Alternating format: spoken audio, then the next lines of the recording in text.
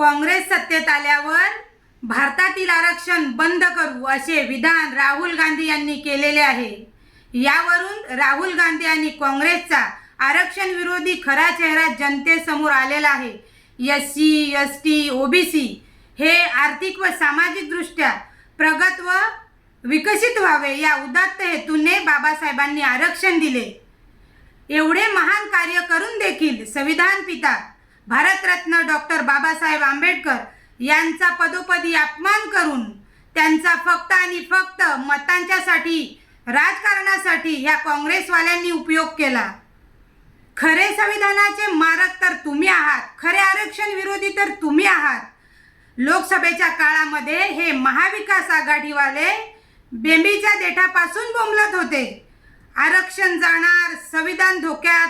अरे थापाड्यांनो, तुमचा खरा चेहरा आता जनतेसमोर आलेला आहे। लोकसभेच्या काळामध्ये खोट्या थापा मारून फेक नरेटिव्ह सेट करून मतांची पोळी भाजून घेतली, परंतु आता ते शक्य नाही। कारण तुम्ही किती आरक्षण विरोधी आहात, किती संविधान विरोधी आहात, हा तुमचा खरा चेहरा जनतेसमोर आलेला आहे।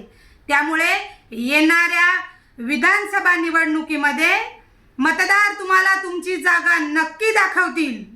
आरक्षण आमच्या हक्काचे, नाही कुणाच्या बापाचे। या राहुल गांधींचा मी जाहीर निषेध करते, धिक्कार करते।